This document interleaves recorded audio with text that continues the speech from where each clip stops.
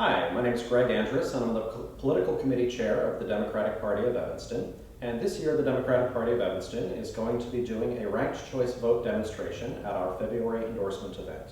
We're not making our endorsement based off of the ranked choice vote results. We're just showing people what ranked choice voting is, because it's something that's been in the news a lot lately. A lot of different states and municipalities have passed some version of a ranked choice vote. And there's even a bill on the floor of the Senate here in Illinois that would make all the races for General Assembly, Governor, Lieutenant Governor, Treasurer, and Secretary of State and Attorney General here in Illinois voted by ranked choice vote.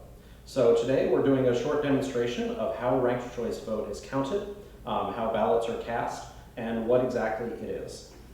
So I have 40 ballots filled out for an imaginary election between Bob Marley, Marie Curie, Tony Stark, Jackie Robinson, and Marilyn Monroe. The instructions are real simple. You mark the candidates in order of preference, with one being your favorite candidate, get down to 2, down to 3, down to 4.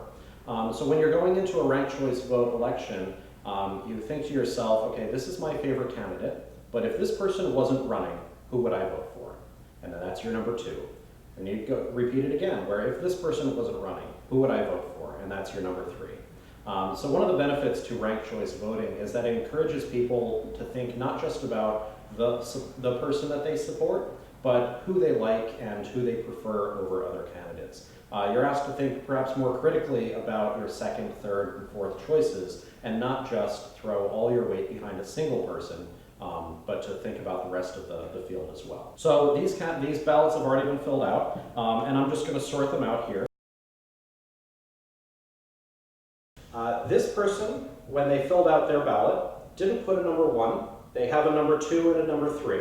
And the rules say that it goes to whoever your highest ranking is. So even though they didn't perhaps fill it out according to how it should be, their highest ranked is Tony Stark, so that gets into that pile.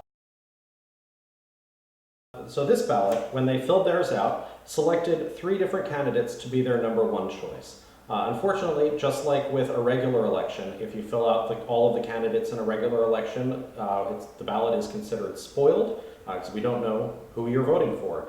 So this one, they put 3 number 1s. There's no way we can know which of the people gets their number 1 vote, so it goes into the spoiled ballot column. So now the ballots have been counted. We've laid them out here. You can see that each of the candidates has their own pile. They're sorted according to who the number 1 choice is. And at the end of first round of voting, Bob Marley has 9 votes. Marie Curie has 13 votes. Tony Stark has 5 votes. Jackie Robinson got 10 votes. Marilyn Monroe got 2 votes. And there is 1 spoiled ballot.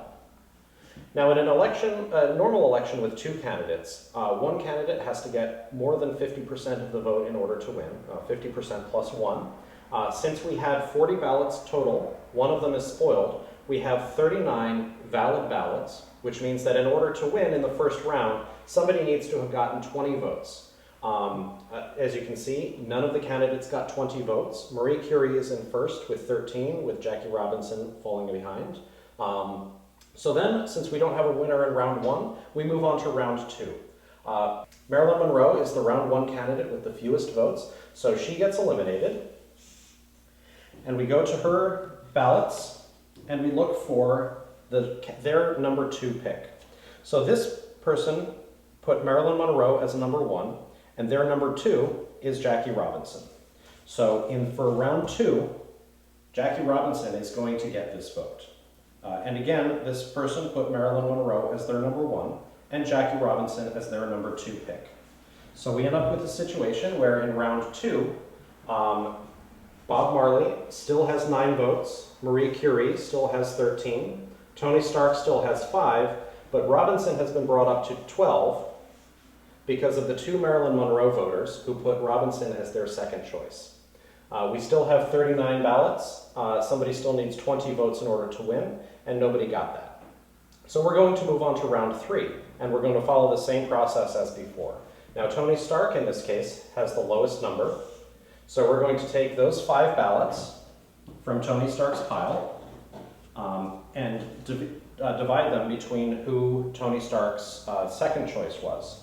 Now this person has Tony Stark as their number one choice, but they did not put a second choice down. Since we don't know who their second supporter is, or since we don't have a second choice for this person, the ballot is considered exhausted, which means that since Tony Stark is no longer in the running and we don't have anywhere to put that ballot, it no longer counts towards the total number of ballots cast. This person has Jackie Robinson as their second after Tony Stark. This one has Jackie Robinson next after Tony Stark. This one also has Jackie Robinson next after Tony Stark. And this person has Marilyn Monroe as their second choice after Tony Stark, but since Marilyn Monroe has also already been eliminated, this ballot is exhausted as well. So, moving into counting for the round three, we again have Bob Marley with 9 votes, Marie Curie with 13 votes, Robinson has been brought up to 15, Marilyn Monroe is still eliminated. We have 2 exhausted ballots and 1 still spoiled ballot from the beginning. So there were 40 ballots cast total. Right now there are 37 ballots still valid. And in order to win it, somebody needs to have gotten 19 votes, which none of the candidates did. Although it's interesting to note now that even though Jackie Robinson was in second place to begin with, he's now been brought up to first place because the Stark and Monroe voters in this hypothetical, I guess they're ideologically aligned, all went to Jackie Robinson. So we still don't have a winner, so we're going to go into round 4. So in this case, Bob Marley gets eliminated, and we're going to divide his voters to their second choices. So this person had Bob Marley as number 1 and Marie Curie as their number 2. This person had Bob Marley as their number 1. Tony Stark was their number 2, but he's been eliminated. Marilyn Monroe was their number 3, but she's been eliminated.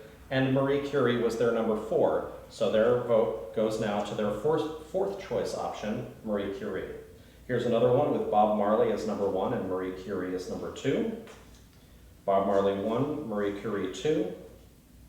Marley 1, Curie 2. Marley 1, Curie 2. This one has Marley 1, Jackie Robinson 2. So that vote goes to Jackie Robinson. Bob Marley 1 and Marilyn Monroe is 4, so this is another exhausted ballot. Bob Marley 1, Jackie Robinson 2. So, when we count for round 4, Marie Curie is brought up to 19 votes. Stark is still eliminated. Jackie Robinson is brought up to 17 votes. Marilyn Monroe is still eliminated. We have 3 exhausted ballots and the 1 spoiled ballot from the beginning. So in round 4, there are 36 valid ballots, and somebody needs to win 19 of them in order to win the election. And as you can see, Marie Curie has. Thanks so much for watching. Please come to our endorsement meeting on February 9th at 4 o'clock at the Unitarian Church in Evanston. We're going to be holding an election not just for the Democratic Party endorsement of the presidential candidates, but for the Illinois State Supreme Court, for the state's attorney, and for the Cook County Clerk of Courts, as well as a ballot referendum that will be here on the ballot in Evanston.